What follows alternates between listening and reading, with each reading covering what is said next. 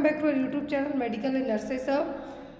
आज है 14 अप्रैल 2023। आपका एग्ज़ाम है 3 जून 2023 को। बहुत सारे लोगों को डाउट हो रहा होगा कि अचानक से नॉर्सेट सीरीज़ क्यों स्टार्ट हो गई है। जस्ट बिकॉज ऑफ आपकी एग्ज़ाम डेट एम्स ने बहुत ही पहले से दे दी है इस बार, इसलिए आपका 3 जून को पेपर है।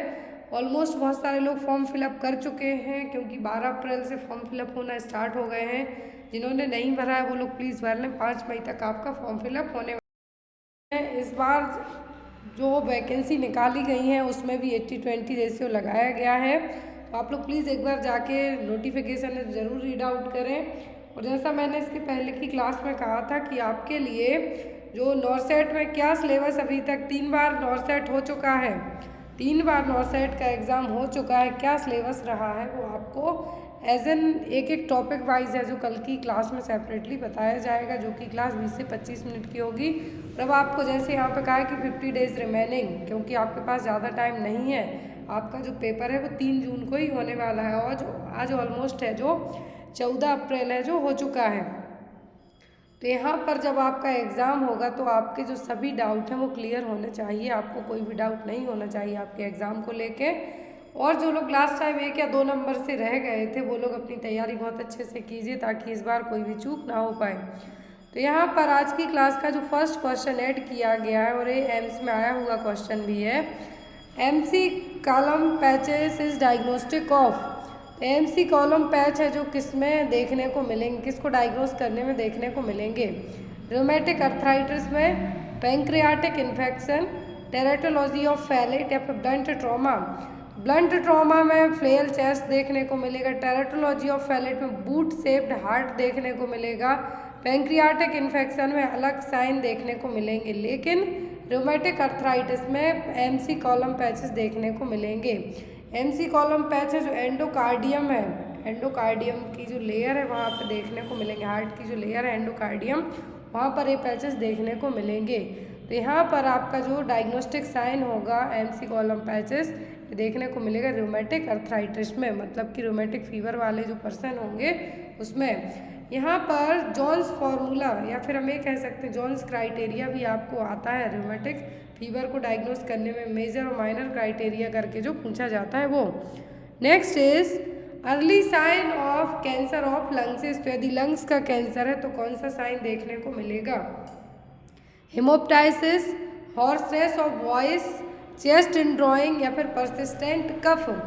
तो हेमोप्टाइसिस का मतलब होगा कि जो आपके जब आप कुछ भी या फिर हम ये कहेंगे स्पिट करेंगे तो ब्लड आएगा साथ में, वो होगा जो कि लंग से डायरेक्ट आया हुआ है। वॉमिटिंग में हेमेटोमेसिस कहेंगे हम, वॉमिटिंग के साथ ब्लड आ रहा है, लेकिन यहाँ पे हेमोप्टाइसिस की बात हो रही है। हॉर्सनेस ऑफ वॉइस, घोड़े जैसी आवाज़, ये साइन होता है लैरिंग्स कैंसर का, जो आपका वॉइस बॉक्स है गले में लैरिंग्स, उसमें उसका साइन है अर्ली साइन क्या? Hoarseness of voice.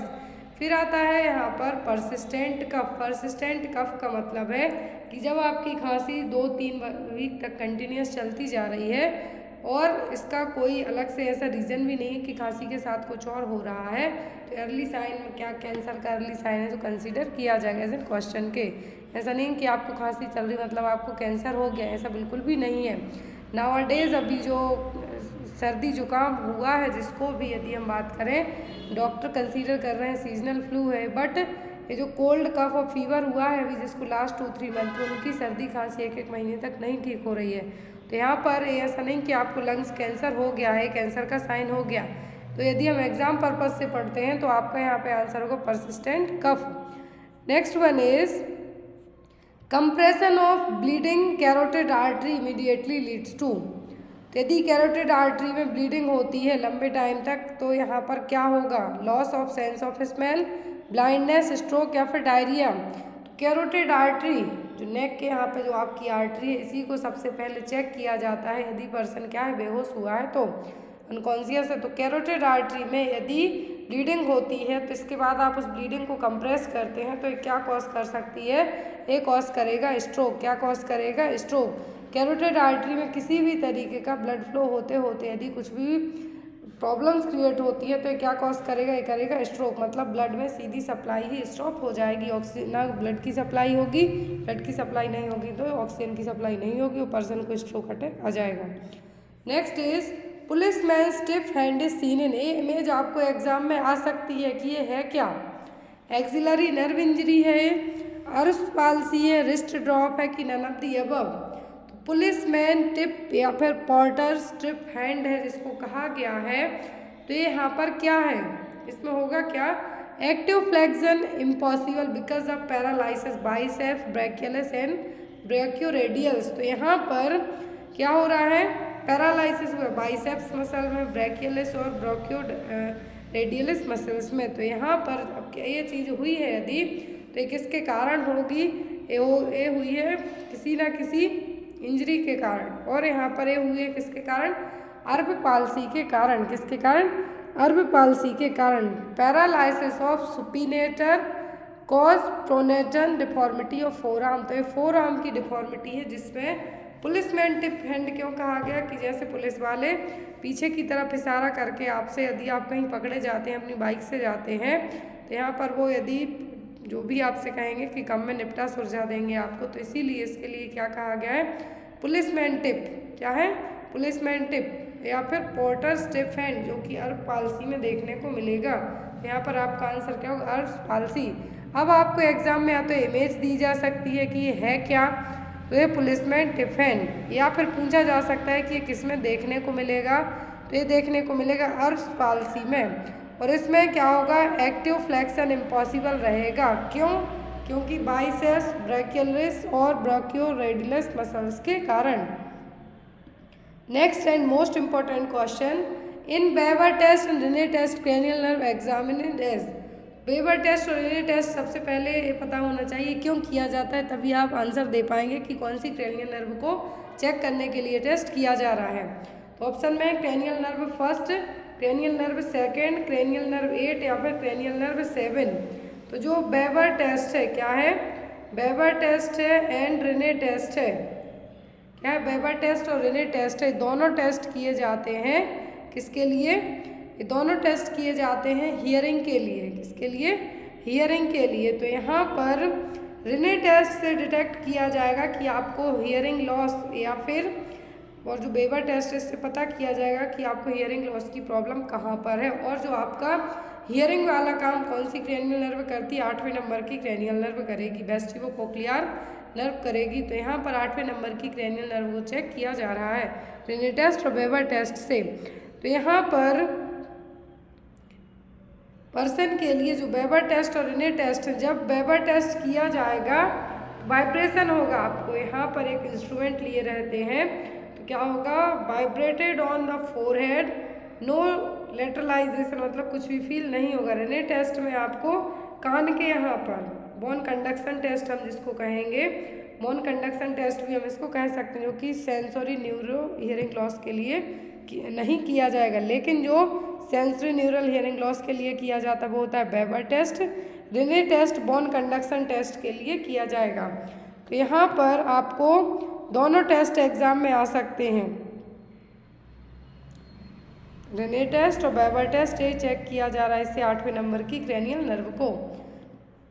Next one is a dynamic and purposeful relationship between two people who approach some mutually defined problems with mutual consideration of each other, it is called as dynamic and purposeful relationship है दो लोगों के बीच में, जो कि mutually कुछ problems को solve करने के लिए किया गया है। तो ये क्या है, सुपरविजन है, काउंसलिंग है, विजिटिंग है कि ऑल ऑफ दी अबव है। क्या यहाँ पे किया जा रहा है कि क्या, काउंसलिंग, जिसमें आप किसी डायनामिक और पर्पसफुल तरीके से कुछ चीज़ को सुलझाने की कोशिश करते हैं, तो क्या कहलाएगा counselling.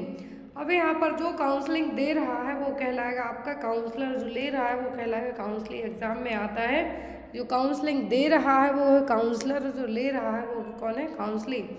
Next and most important question exam में आपको कई बार आता है, तो वो है आपका theory of cognitive development was proposed by. Cognitive development theory किसने दी थी, टर्मेन ने, जीन पियागेट ने, विनेट ने कि नन ऑफ दी अबव। ये क्वेश्चन बहुत सारे एग्जाम्स में आता है, अलग अलग चैनल्स पे भी आपने क्वेश्चन देखा होगा कि इसको बार बार सॉल्व क्यों करवाया जाता है, इसीलिए क्योंकि आपके किसी न किसी नर्सिंग एग्ज़ाम्स में तो आता ही आता है। ज़रूरी नहीं कि नॉर्सेट में आपको यदि 200 क्वेश्चन आते हैं तो आपको पूरे क्वेश्चन आपके या जो फंडामेंटल या फिर MSN या फिर गायनिक से रख दिए जाते हैं। आपको साइकोलॉजी सेक्शन से भी क्वेश्चन आते हैं, साइकेट्रिक से भी आते हैं। थ्योरीज तो मेनली आपको आती हैं एग्जाम में। तो यहाँ पर कॉग्निटिव डेवलपमेंट थ्योरी दी थी जीन पियागेट ने। किसने? जीन पियागेट ने, जिसके अकॉर्डिंग जो सेंसरी मोटर स्टेज है वो होती है बर्थ से 2 साल तक की एज की, जिसको इन्फेंसी पीरियड हम कहेंगे। Preoperational stage, concrete operational stage और formal operational stage.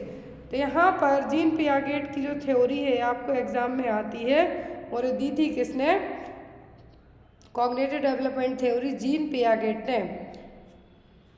Next one is after the birth the normal unit the ductus arteriosus become. तो जन्म के बाद है जो डक्टस आर्टरियोसिस किस पार्ट में कन्वर्ट होगी? लिगामेंटम आर्टरियोसम में, लिगामेंटम वीनोसम में, लिगामेंटम अम्ब्लाइकल की नन ऑफ द अबव। एक क्वेश्चन एग्जाम में आपको आता ही आता है। या तो डक्टस आर्टरियोसिस का कन्वर्ट पूछेंगे, डक्टस वीनोसिस का पूछ सकते हैं, या फिर आपको कोई सा भी एक कन्वर्जन तो पूछ ही सकते हैं कि जो यूट्राइन लाइफ में फीटल का जो डेवलपमेंट रहा है फीटल सर्कुलेशन का, वो आफ्टर दैट किस में कन्वर्ट होगा? डक्टस आर्टरियोसिस किस में कन्वर्ट होता है? होता है लिगामेंटम आर्टरियोसम में। किस में? लिगामेंटम आर्टरियोसम में। देखिए यहाँ पर डक्टस आर्टरियोसिस पूछा तो लिगामेंटम आर्टरियोसिस में फोरामेन ओवल क्लोज होके क्या बन जाएगा बाद में? Fossa ovalis. फोरामेन ओवल है जो क्लोजेस एट द बर्थ, लेकिन ये बाद में क्या कहलाएगा? कहलाएगा fossa ovalis. Ductus venosus convert होगा लिगामेंटम वीनोसम में। Within a week of birth units umbilical vein is completely obliterated and replaced by fibrous cord called the round ligament of the liver, जिसको हम लिगामेंटम टेरेस हेपेटिस कहते हैं। जो umbilical cord होती है उसमें 3 वेसल्स होती हैं, 2 आर्टरी 1 वेन। अब यहाँ पर जो आर्टरी तो किस में कन्वर्ट हो गई? लिगामेंटम आर्टरियोसम में, लेकिन जो वेन होती है वो बाद में किस में कन्वर्ट होगी? जो अम्ब्लाइकल वेन है ये क्या कहलाएगी? ये कहलाती है बाद में ligamentum teres hepatis. Next one is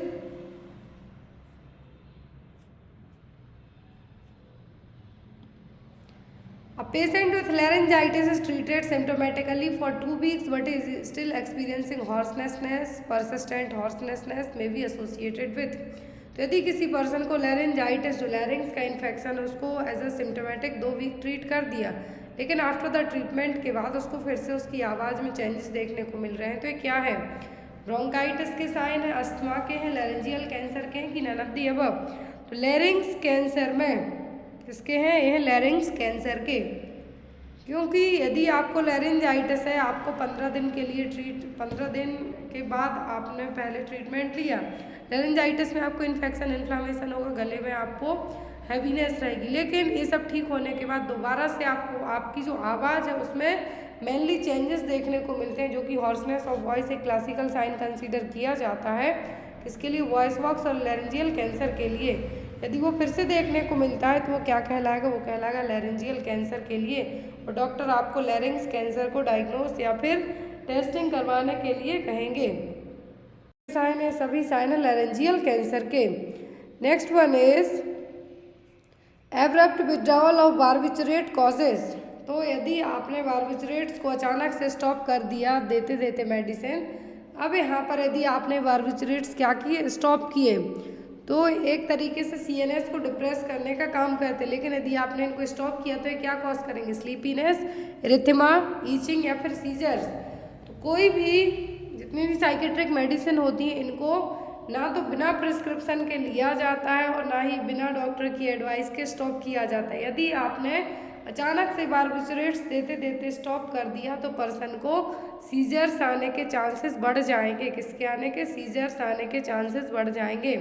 withdrawal symptoms में सीजर्स होगा जो कि सबसे ज़्यादा डेंजरस होगा, रेस्टलेसनेस होगी, नींद नहीं आएगी, वीकनेस होगी, डिजीनेस होगा, स्वेटिंग होगी, एंजाइटी होगी। बार्बिचरेट्स एक्चुअल में है क्या? CNS डिप्रेसेंट हैं, लेकिन यदि जो इफेक्टिव होते हैं एंजाइटी के लिए यूज़ किए जाते हैं, हिप्नोटाइजेशन के लिए यूज़ किए जाते हैं, एंटी कन्वल्जन्स के लिए भी यूज़ किए जाते हैं, लेकिन यदि इनका ओवरडोज हो जाए तब भी दिक्कत होगी, या फिर इनको हम ये कह सकते हैं कि यदि इनको हमने अचानक से स्टॉप किया तब भी प्रॉब्लम होगी। तो ना तो ये बिना डॉक्टर की प्रिस्क्रिप्शन के दिए जाते हैं और ना ही बिना बताए को स्टॉप किया जाता है। तो यहाँ पर बारबिचुरेट्स को कुछ केस में यदि यूज़ किया जाता है, यदि इन केस बारबिचुरेट्स ओवरडोज हो जाता है, तो यहाँ पर भी बारबिचुरेट्स ओवरडोज होगा क्यों? यदि आपने पर्सन को लंबे टाइम तक दे रहे हैं आप बारबिचुरेट्स, इन केस डोज ज़्यादा हो जाता है या फिर आपकी बॉडी उस डोज को बाहर नहीं निकाल पाई, दूसरा डोज दे दिया, तब ये ज़्यादा ओवरडोज होगा, तो इसको भी ट्रीट किया जाएगा। तो यहाँ पर बारबिचुरेट्स के लिए पहले इसको, बारबिचुरेट्स का एक्चुअल में क्या है कि जो साइड इफ़ेक्ट है वो बहुत ज़्यादा है, तो इसको रिप्लेस किया गया बेंजोडाइज़ेपाम और नॉन बेंजोडाइज़ेपाम इस मेडिसिन के साथ में। लेकिन पहले बहुत ज़्यादा यूज़ होती थी, बट नाउअडेज बारबिचुरेट्स की जगह बेंजोडाइज़ेपाम और नॉन बेंजोडाइज़ेपाम जो जेड कैटेगरी ड्रग है इनको यूज़ किया जाता है। नेक्स्ट वन है यहाँ पे क्वेश्चन आपका, in a child with haemophilia A the factor 8 level is, तो 8वें और 9वें नंबर का फैक्टर डिस्टर्ब होता है हीमोफीलिया में। तो यहाँ पर हीमोफीलिया ए है, फैक्टर 8 कितना होगा? 5 to 40%, 50 to 60%, लेस देन 1% या फिर 1 to 5%। ये क्वेश्चन आपको कई बार पढ़ाया भी गया है। तो यहाँ पर जब फैक्टर 8वें नंबर में डिस्टर्बेंस की बात की जा रही है तो ये कितना होगा? 5 से 40% तक। ये देखिए एक टेबल से आपको इजीली समझ में आएगा। According to World Federation of Hemophilia की जो नॉर्मल रेंज होती है इन फैक्टर्स की, वो कितनी होती है? 50% और 150%, 0.50 to 1.5 IU per ml। लेकिन depending on the severity level पर, माइल्ड मॉडरेट सीवियरिटी लेवल पर जितना ज़्यादा ये फैक्टर्स कम होंगे उतनी ज़्यादा प्रॉब्लम होगी। नॉर्मल रेंज 50 से 150% है, माइल्ड हीमोफीलिया में 5 से 40% होगी, मॉडरेट में 1 से 5, और जब लेस देन 1% चला जाए मतलब पर्सन को सीवियर हीमोफीलिया है। तो यहाँ पर कहा है कि बच्चे को यदि माइल्ड हीमोफीलिया है तो फैक्टर ए, माइल्ड हीमोफीलिया है ए है, फैक्टर 8 कितना होगा? होगा 5 से 40%, क्योंकि माइल्ड में कितना है? 5 से 40। नॉर्मल रेंज पूछते तो आप कहते 50% से 150% तक, यदि मॉडरेट पूछें तो 1% से 5%, लेकिन जब 1% से भी कम हो जाए, percentage of normal factor in activity in blood, मतलब जो 8वें नंबर का क्लॉटिंग फैक्टर है इतने से कम हो जाए, 1% से भी कम हो जाए, तब पर्सन को सीवियर हीमोफीलिया हुआ है। क्लियर है? Next one is, which drug में कॉज ग्रे बेबी सिंड्रोम? तो कौन सी मेडिसिन लेने के कारण बच्चे का कलर ग्रे कलर का हो जाएगा? पेनिसिलिन के कारण, जेंटामाइसिन के कारण, टेट्रासाइक्लिन के कारण कि क्लोरामफेनिकोल के कारण? तो ग्रे बेबी सिंड्रोम देखने को मिलता है जनरली क्लोरामफेनिकोल के लंबे टाइम तक यूज़ करने के कारण है। देखिए यहाँ पर क्लोरामफेनिकोल क्या है? क्लोरामफेनिकोल यदि यूज़ की जा रही है बच्चे के लिए तो यहाँ पर ग्रे बेबी सिंड्रोम देखने को मिलेगा। It's a type of circulatory collapse that can occur in premature newborn infant and is associated with the excessive high level of chloramphenicol. इस मेडिसिन में बच्चे का कलर, क्लोरामफेनिकोल यदि मेडिसिन बच्चे को दी जा रही है तो इसका जो एक सबसे डेंजरस साइड इफेक्ट होगा सर्कुलेटरी कोलैप्स। तो इस सर्कुलेटरी कोलैप्स के कारण बच्चे का कलर ग्रे कलर का हो जाएगा। बच्चा कैसा देखा? ग्रे टाइप का देखने को मिलेगा, और कुछ केस में इवन डेथ भी हो जाती है बच्चे की। तो यहाँ पर क्लोरामफेनिकोल का जो मेन एक क्लासिकल साइड इफेक्ट हम बात करते हैं तो वो होगा grey baby syndrome. Red baby syndrome की बात करें हम तो वो देखने को मिलता है वैंकोमाइसिन के कारण। किसके कारण? वैंकोमाइसिन के कारण। लेकिन ग्रे बेबी सिंड्रोम की जब हम बात कर रहे हैं तो ये देखने को मिलेगा क्लोरामफेनिकोल के कारण। नेक्स्ट है यहाँ पर इमेज बेस्ड क्वेश्चन जो आपको नॉर्सेट एग्जाम में आता है। Which kind of image is seen? तो यहाँ पर एक क्या दिख रहा है? इस इमेज में आप क्या देख रहे हैं? ये कई बार एग्जाम में आई हुई है इमेज आपको, या तो इसका प्रोसीजर डायरेक्ट वीडियो फॉर्मेट में आपको दिखाया जाएगा या फिर ऐसे इमेज रहेगी। क्या है? डीबीटी पंप है, कार्डियक मॉनिटर है, सीपैप मास्क है कि नन ऑफ द अबव? तो क्या चीज़ देखने को मिल रही है? ये कहलाएगा आपका डीबीटी पंप। क्या है? DBT pump. DBT pump use किया जाता है डीप वेन थ्रोम्बोसिस के पेशेंट को, जो यहाँ पर जो भी थ्रोम्बोसिस हो रहा है उसको प्रिवेंट करने के लिए, जो कि लाइफ थ्रेटनिंग कंडीशन होगी। तो यहाँ पे आपको इमेज में लास्ट टाइम 2020, 21, 22 3 बार नॉर्सेट का पेपर हुआ है और तीनों बार डीबीटी पंप एग्जाम में या तो इस तरीके से प्रोसीजर करते हुए पूछा गया है आपको, या फिर आपको इस तरीके से पूछा गया है। तो क्या है? DBT pump.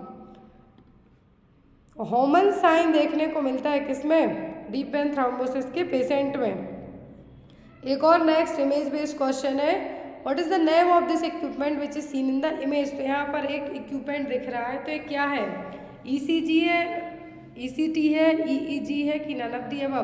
तो ईसीजी इलेक्ट्रोकार्डियोग्राम, तो ये यूज़ किया जाता है कार्डियक मॉनिटरिंग के लिए, हार्ट के लिए। ईसीटी इलेक्ट्रोकन्वल्सिव थेरेपी है, यूज़ की जाती है जब पर्सन में एंटीसाइकोटिक्स ड्रग्स से पर्सन ठीक ना हो, तब उसको जो ईसीटी जो करंट दिए जाते हैं उसको वही कहेंगे ईसीटी दी जाएगी। जब कौन सी मेडिसिन काम ना करें पर्सन पे, मैनिया का मरीज हो गया, सीजोफ्रेनिया का हो गया, इनमें यदि मेडिसिन से ठीक नहीं होता तब ईसीटी दी जाएगी।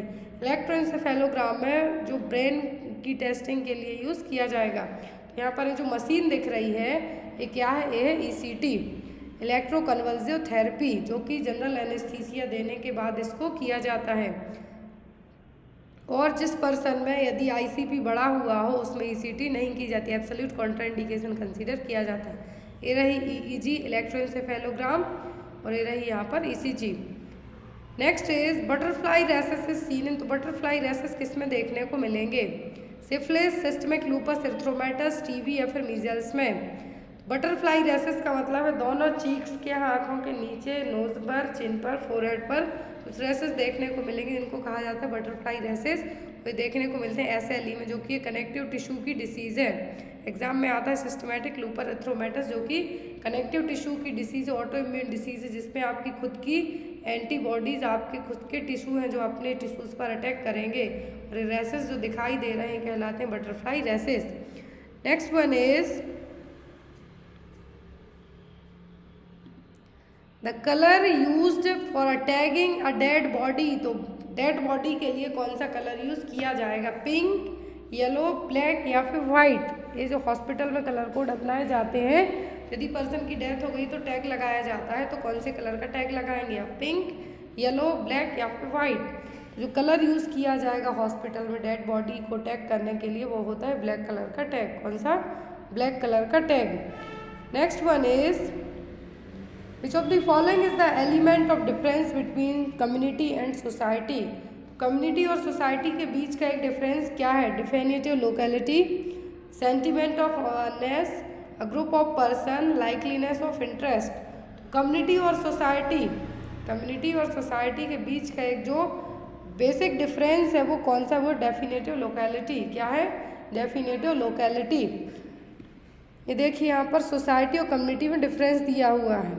Community refers to a group of people who live in a definite locality, but society refers to a system of social relationship. आपने देखा होगा कम्युनिटी मतलब आप गांव में रहते हैं तो वो एक तरीके की कम्युनिटी है। आप किसी ऐसी जगह जाके रहते हैं जहां पर अलग अलग जगह के लोग आके रहते हैं, वो है community. Is smaller than society. Community क्या है? सोसाइटी से छोटी रहेगी, लेकिन सोसाइटी हमेशा बड़ी रहेगी। Next and most important question, what is the IQ level in profound mental retardation. तो प्रोफाउंड मेंटल रिटार्डेशन में IQ लेवल कितना होगा? इंटेलिजेंसी क्वांटिएंट कितना होगा? 50 से 75, that means 50 to 75, 35 and 50, 20 and 35 या फिर लेस देन 20। तो IQ लेवल को mild, moderate, severe and profound category में जब मेंटल रिटार्डेशन को आप क्या करते हैं? कैलकुलेट करते हैं तब। तो यहाँ पर जो मेंटल रिटार्डेशन की बात की जा रही वो है लास्ट कैटेगरी, मतलब प्रोफाउंड वाली कैटेगरी की। तो यहाँ पर प्रोफाउंड में जो मेंटल रिटार्डेशन आएगा वो होगा कितना? Less than 20। और ऐसे केस में पर्सन को हॉस्पिटलाइजेशन की ज़रूरत पड़ेगी। ये देखिए यहाँ पे mental retardation is a condition of having an IQ measured as below 70 to 75। Normal IQ की जगह यदि 70 से 75 इंटेलिजेंसी क्वांटिएंट है आपका, तो ये मेंटल रिटार्डेशन में कंसीडर किया जाएगा, जिसमें पर्सन को कुछ ऐसी जगह पर, जैसे माइल्ड मॉडरेट है तो पर्सन को खुद की एक्टिविटी कुछ कर सकता है, लेकिन सीवियर प्रोफाउंड में पर्सन दूसरे पर प्रॉपरली डिपेंडेबल रहेगा। क्लासीफाई किया जाता है 4 कैटेगरी में और इसका फॉर्मूला होता है मेंटल रिटार्डेशन को कैलकुलेट करने का। Mental is divided by chronological age into 100। कितना? Mental as divided by chronological age into 100, ये तो क्या हो गया आपका फॉर्मूला हो गया। अब टाइप माइल्ड मतलब एजुकेबल पर्सन को आप समझा सकते हैं। रेंज होगा IQ लेवल 50 से 70। जब 70 से कम जाता है तब मेंटल रिटार्डेशन में कंसीडर किया जाएगा, लेकिन जब 50 से 70 है तो पर्सन एजुकेबल रहेगा, आप उसको समझा सकते हैं। मॉडरेट ट्रेनेबल मतलब ट्रेनिंग देके आप उसकी थेरेपी वगैरह करके उसको ठीक कर सकते हैं, बट प्रॉपर तरीके से वो ठीक नहीं होगा, जो कि 35 से 50 में जाएगा। सीवियर मतलब डिपेंडेंटली रिटार्डेड, दूसरे पर फुली डिपेंडेंट होगा, जबकि आपका जो IQ लेवल कंसीडर यहाँ पर किया जाएगा वो होगा 20 to 35 तक। प्रोफाउंड में लाइफ सपोर्ट मतलब पर्सन को सीधा हॉस्पिटलाइजेशन की ज़रूरत है, IQ लेवल लेस देन 20 यहाँ पे रहेगा। क्लियर। मेंटल रिटार्डेशन में आपको IQ लेवल जब 70 से भी कम जाए तब कंसीडर की जाएगी mental retardation. 4 category mild, moderate, severe. अब इनमें चारों में आपको जो नंबरिंग है वो आपको खुद याद करनी होगी। 50 से 70 mild, 35 to 50 moderate, 20 to 35 severe and profound mean less than 20। Next यहाँ पे इसका फॉर्मूला तो mental is divided by chronological age into 100, ये 5 चीज़ें ही आपको काफ़ी है। नेक्स्ट वन है यहाँ पर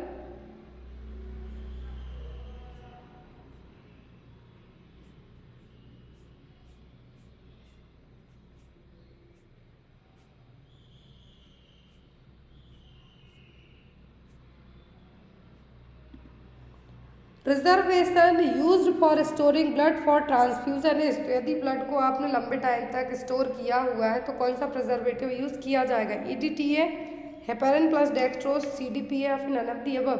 तो जिन्होंने भी अभी जो ब्लड की ट्यूब है, ब्लड को कलेक्ट करने वाली ट्यूब है, medical and nurses of shorts channel उस पर अपडेट किया गया था, वहाँ जाके एक बार देख लेना पूरी ट्यूब टाइप ऑफ फ्लूइड। जो आप यदि नॉर्सेट का पेपर दे रहे हैं तो वो लोग जाके ज़रूर देखना एक बार वो क्लास। तो यहाँ पर जो प्रिजर्वेटिव यूज़ किया जाएगा, ब्लड ट्रांसफ्यूज़ करना है तो यदि आपने ब्लड ट्रांसफ्यूज़ करने के लिए ब्लड कलेक्ट किया, यदि उस ब्लड में कोई भी एंटीकोगुलेंट नहीं डाला तो क्या हो जाएगा, पूरा ब्लड जम जाएगा। तो यहाँ पर जो स्टोरिंग ब्लड के लिए जो प्रिजर्वेशन के लिए यूज़ किया जाएगा वो होगा EDTA, ethylene diamine tetra acetic acid. Next is hair test is the test for. तो हेयर टेस्ट का यूज़ किसके लिए किया जाता है? एल्ब्यूमिन के लिए, एसीटोन के लिए, वाइल सॉल्ट के लिए कि वाइल पिगमेंट्स के लिए? हेयर टेस्ट किया जाता है वाइल सॉल्ट को डायग्नोसिस करने के लिए, चेक करने के लिए। Hair test is also known as hair sulphur flower test. Chemical test है जो कि यूरिन में वाइल सॉल्ट प्रेजेंट है या नहीं उसको असेस करने के लिए किया जाएगा। इसके लिए वाइल सॉल्ट असेस करने के लिए कि यूरिन में वाइल सॉल्ट है या नहीं। Next one is A 56-year-old male came with complaint of bleeding per rectum, diagnosed to be carcinoma colon, underwent right hemicolectomy, identify the instrument। यहाँ पर एक पर्सन आया, ब्लीडिंग हो रही रेक्टम से, कार्सिनोमा कोलन डायग्नोस किया गया, सर्जरी की गई, राइट हेमिकोलेक्टोमी। अब यहाँ पर इंस्ट्रूमेंट बताइए कि है क्या? मोनोपोलर कॉटरी, हाई फ्रैक्टर, हार्मोनिक स्कैल्पल या फिर लिगेचर, वेसल लिगेचर। ये क्वेश्चन एग्जाम्स में आए थे लास्ट टाइम। तो यहाँ पर एक क्या है, ये मोनोपोलर कॉटरी, क्योंकि यहाँ पर कॉटरी है जो सिंगल दी हुई है, बाई डबल होती तो बाई पोलर आप कह सकते हैं, लेकिन यहाँ पर एक क्या है, मोनोपोलर कॉटरी। फिर यहाँ पर हाई फ्रैक्टर कहा गया है, तो ये लो पावर्ड मेडिकल अपरेटस है जो कि इलेक्ट्रो सर्जरी और कॉन्शियस पेशेंट में यदि इलेक्ट्रो सर्जरी की जानी हो तब इसको यूज़ किया जाएगा। यदि किसी टिश्यू को डायरेक्टली आपको डिस्ट्रॉय करना है, कुछ माइनर सर्जरी में कुछ ब्लीडिंग को स्टॉप करना है, तब इसको यूज़ किया जाएगा। फिर यहाँ पर है हार्मोनिक स्कैल्पल, तो वो इस तरीके से रहेगा। लिगेसर वी या फिर वैलीलेब लिगेसर कहें, बाईपोलर इलेक्ट्रोसर्जिकल डिवाइस कहें। तो यहाँ पर हाई करंट जो कि लो वोल्टेज का हाई करंट भेजेगी टिश्यूज़ को, ताकि डायरेक्ट उस टिश्यू को आप क्या कर सकें, बाहर निकाल सकें और ब्लीडिंग को स्टॉप कर सकें। Next and most important question, image based question ये भी है। A patient is entered in casualty after a road traffic accident, shows bruising behind a mastoid, what is the sign? Road traffic accident के बाद एक मरीज hospital में आया हुआ है, कान के पीछे उसको एक क्या साइन दिख रहे हैं, ब्रशिंग हुई है, तो एक क्या बैटल साइन है, कैटल साइन है, प्रहेंस साइन है कि डाइटल साइन है? तो यहाँ पर जो साइन बताया जा रहा है ये कहलाता है बैटल साइन। कौन सा साइन है ये? Battle sign. Bluish pinkish type से दिखाई दे रहा है जो कान के पीछे, ये क्या है? A Battle sign. Battle sign generally तब होगा जब बॉटम ऑफ द स्कल में फ्रैक्चर होगा, और ये फर्स्ट साइन होगा, टिपिकल साइन होगा, जो कि कभी कभी अपने आप से भी ठीक हो जाता है, कुछ केस में क्या होगा, कुछ सीरियस कॉम्प्लिकेशन भी कॉज कर सकता है। तो ये कौन सा साइन है? Battle sign. Next, best disinfectant for endoscope. तो एंडोस्कोप को डिसइंफेक्ट करने के लिए बेस्ट डिसइंफेक्शन क्या होगा?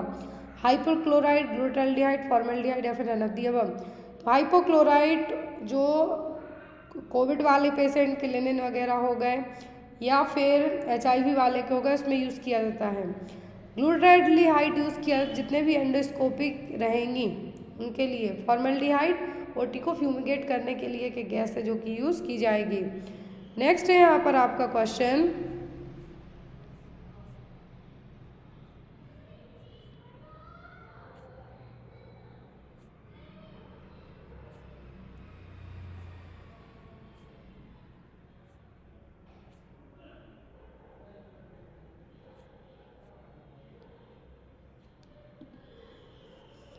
International Labour Organization is situated in.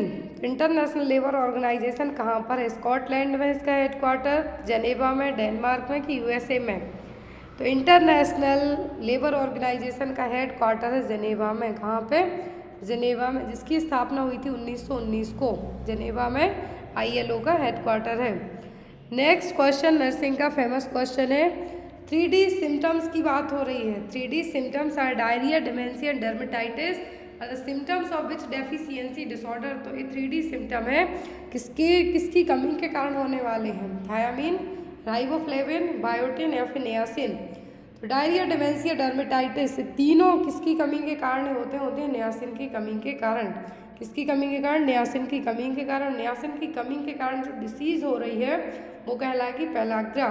Actual में इसके 4D सिम्टम्स भी होते हैं, diarrhoea, dementia, dermatitis, last one is the death. सीधा निकल लो। तो यहाँ पर डायरिया, डिमेंशिया, डर्मेटाइटिस से पेलाग्रा के सिम्टम है। किसके? पेलाग्रा के। और पेलाग्रा होता है नियासिन की कमी के कारण। Clear? Next one is which is the best test to detect iron deficiency in a client. Iron deficiency का पता करने के लिए कौन सा टेस्ट किया जाएगा? Ferrous sulphate, serum ferritin, serum iron या फिर हीमोग्लोबिन। तो आप आयरन खूब ले रहे हैं लेकिन आपकी जो स्मॉल इंटेस्टाइन का ड्यूडेनम पार्ट है उसको एब्जॉर्ब नहीं करता है, तो आपको कमी ही बनी रहेगी। अब यहाँ पर आयरन की कमी है आपकी बॉडी में, तो किससे पता चलेगा? तो यहाँ पर डायरेक्ट आपका आयरन टेस्ट तो किया नहीं जाएगा, यहाँ पे सीरम फेरेटिन टेस्ट के थ्रू आपको पता चलेगा कि आपको आयरन की डेफिशिएंसी है या फिर नहीं है। Next one, tryptophan is present in all except. Tryptophan सभी में है किसी एक को छोड़कर, मैजे, चिकन, फिश या फिर चीज़। ट्रिप्टोफैन सब में है किसी एक को छोड़कर। ट्रिप्टोफैन एक अमीनो एसिड है जो कि नॉर्मल इन्फेंट ग्रोथ के लिए ज़रूरी है। तो यहाँ पर आपकी बॉडी में नाइट्रोजन बैलेंस के लिए भी ये ज़रूरी है, लेकिन ये चिकन में होगा, फिश में होगा, चीज़ में होगा, लेकिन मैजे में नहीं होगा। किसमें नहीं होगा? मैजे में नहीं होगा। Next one is rabies is caused by virus called. तो रेबीज किस वायरस से होगा? एडिनो, फाइलेरियल, मिक्सो या फिर लाइजा वायरस टाइप फर्स्ट। तो जो रेबीज है जिसको हम हाइड्रोफोबिया भी कहेंगे, जिसको हाइड्रोफोबिया का मतलब होता है फियर ऑफ वाटर। रेबीज कब होता है? जब कोई इन्फेक्टेड एनिमल आपको काटते तब, रेबीज का इन्फेक्टेड एनिमल आपको बाइट करे तब। तो रेबीज का जो पॉजिटिव एजेंट है वो है लाइजा वायरस टाइप फर्स्ट। कौन सा? लाइजा वायरस टाइप फर्स्ट, जो कि रेप्टोब्रेडा फैमिली सीरोटाइप फर्स्ट से बिलोंग करेगा। नेक्स्ट वन है यहाँ पे आपको question, which is the recommended site of administration of DPT vaccine in infant. तो इन्फेंट में DPT वैक्सीन हमें देना है तो कौन सी साइट है जो प्रेफर की जाएगी? Lateral aspect of mid thigh, forearm, deltoid muscle या फिर ग्लूटियल मसल। तो यहाँ पर कल भी ये क्वेश्चन हमने पढ़ा था इसी तरीके का, मिलता जुलता। कल एडल्ट में बात की जा रही थी। तो DPT vaccine, diphtheria pertussis vaccine nowadays pentavalent में दी जाती है, 5 वैक्सीन इंक्लूड करके। तो इस पेंटावैलेंट वैक्सीन में या फिर DPT वैक्सीन को आप देंगे कहाँ पर? तो ये दी जाती है lateral aspect of mid thigh. कहाँ पर? Lateral aspect of mid thigh, जो कि एरिया सेफ है बच्चे को, वैक्सीन एब्जॉर्प्शन को प्रमोट करेगा और नर्व इंजरी से भी क्या करेगा, मिनिमाइज करने के चांस करेगा। तो यहाँ पर लेटरल एस्पेक्ट ऑफ मिठाई। Next one is when world wide heart day is celebrated. तो हम पूरे विश्व में हार्ट डे कब मनाते हैं? 29 सितंबर, 29 दिसंबर, 28 सितंबर या फिर 28। सेलिब्रेट कब किया जाता है? तो ये हम हर साल सेलिब्रेट करते हैं 29 सितंबर को। कब? 29 सितंबर को। विश्व का पहला हार्ट ट्रांसप्लांट यदि आपसे पूछा जाता है, एग्जाम में आ सकता है आपको, तो पूरे विश्व का पहला हार्ट ट्रांसप्लांटेशन हुआ था केप टाउन में। कहाँ पे? केप टाउन में, जो कि ग्रूटसर हॉस्पिटल में 3 दिसंबर 1967 को किया गया था। डॉक्टर क्रिस बार्नार्ड ने ट्रांसप्लांटेशन किया था। कहाँ पे? केप टाउन में। इंडिया में जो पहला ट्रांसप्लांटेशन हुआ था डॉक्टर पीके सेन 1968 में king Edward memorial hospital Mumbai में किया था। एग्जाम में ये चीज़ें आपको आ सकती हैं कि इंडिया में पहला हार्ट ट्रांसप्लांट कहाँ पे किया गया था? मुंबई में। किसने किया था? डॉक्टर पीके सेन ने 1968 में। हर साल 29 सितंबर को हम विश्व हृदय दिवस के तौर पे सेलिब्रेट करते हैं। Next is increased depth of breathing with normal respiratory rate. तो डेप्थ ऑफ ब्रीदिंग मतलब आपकी जो डेप्थ ऑफ ब्रीदिंग है क्या है? बढ़ी हुई है, लेकिन रेस्पिरेटरी रेट आप चेक करते हैं तो नॉर्मल आती है। तो ये क्या है? हाइपर एपनिया, ब्रेडिपनिया, ऑर्थोपनिया, फिर कुस्माल ब्रीदिंग। तो ये सभी आपको एग्जाम में आई हुई चीज़ें और आती भी हैं। तो यहाँ पर डेप्थ ऑफ ब्रीदिंग बढ़ा हुआ है, लेकिन जब आप रेस्पिरेटरी चेक करते हैं तो नॉर्मल आती है। कहलाएगा आपका क्या? कहलाएगा हाइपर एपनिया। क्या है? Hyper apnoea. एपनिया का तो मतलब होगा सेजेशन ऑफ ब्रीदिंग। क्या होगा? सेजेशन ऑफ ब्रीदिंग। लेकिन यहाँ पर नॉर्मल रेस्पिरेटरी रेट है, लेकिन ब्रीदिंग की जो डेप्थ है वो क्या है? बढ़ी हुई है, तो वह हाइपर एपनिया। ब्रेडिपनिया मतलब स्लो ब्रीदिंग, क्या normally slow breathing. Orthopnoea discomfort in breathing while lying down और फ्लैट, सीधे लेटते हैं जब आपको सांस लेने में दिक्कत होती है, वो orthopnoea.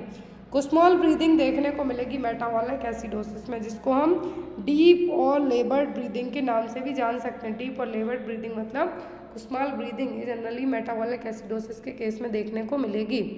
Next is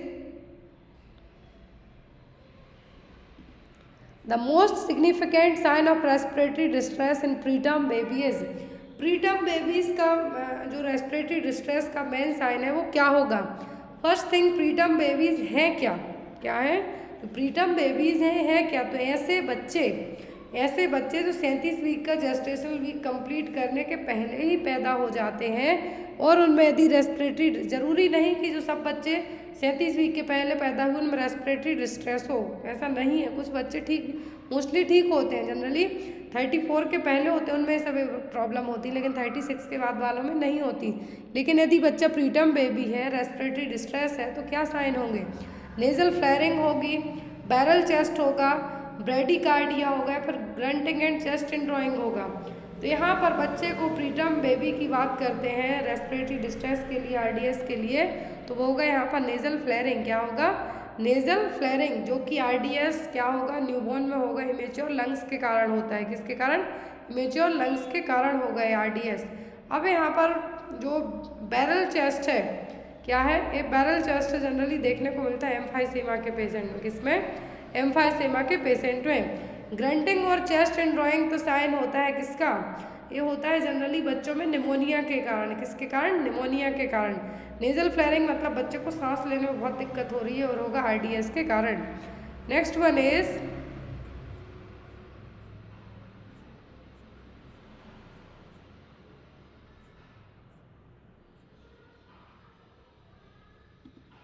where is the headquarter of UNICEF. तो यूनिसेफ का हेड क्वार्टर कहाँ पे है? जेनेवा, रोम, स्विट्जरलैंड या फिर न्यूयॉर्क में।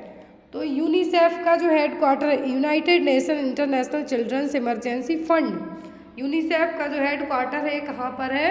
ये है न्यूयॉर्क में। जेनेवा में कहाँ का? जेनेवा में है ILO का, WHO का।